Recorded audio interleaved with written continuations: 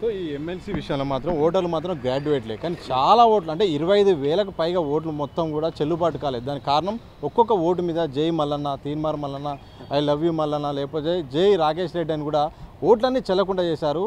ఓటర్ల తీరు పట్ల ఏం చెప్తారు?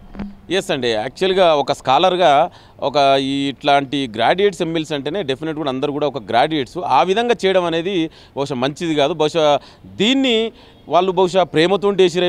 ఇప్పుడు మనం చూసిన మెజారిటీ ఓట్లని తీర్మానం మల్లన్నకు అట్లా ఇష్టంగా తోటి రాసిన ఐ లవ్ యూ లేకపోతే ఇంకేదో విధంగా జై మల్లన్న. సో బహుశా వాళ్ళకి ఏంటంటే దీంట్లో civil society, election commission, political పార్టీలో కూడా పాత్ర ఉందండి. ఎందుకంటే వాళ్ళని అవేర్ చేయవలసినటువంటి ఏ విధంగా ఓట్లేదు. ఎందుకంటే ఇది జనరల్ ఎలక్షన్స్కు, ఇవాళ పార్లమెంట్ ఎలక్షన్ కానీ లేదా అసెంబ్లీ ఎలక్షన్ కానీ పంచాయతీ ఎలక్షన్లకు ఇది చాలా డిఫరెంట్. ఇది ఈ ఎలక్షన్లు ఏంటంటే నువ్వు ఆర్డర్ ఆఫ్ ప్రిఫరెన్స్ ఇచ్చుకుంటూ పోవాలి.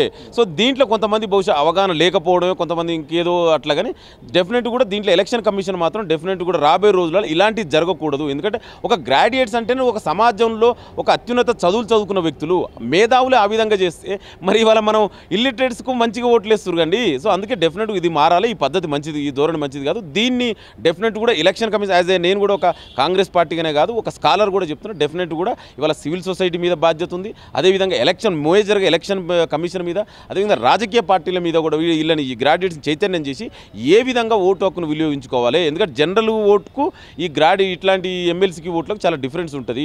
సో దాన్ని ప్రజలకు వివరించే బాధ్యత డెఫినెట్ కూడా రాబోయే రోజుల్లో అదే పార్టీ పరంగా కూడా మేము కూడా దాన్ని తీసుకొని ఎట్లా వాళ్ళని ఎడ్యుకేట్ చేయాలి, ఏ విధంగా అవేర్నెస్ తీసుకురావాలనే విషయం కూడా మేము డెఫినెట్గా కాంగ్రెస్ పార్టీగా మేము కూడా చేస్తామని తెలియజేస్తున్నాం.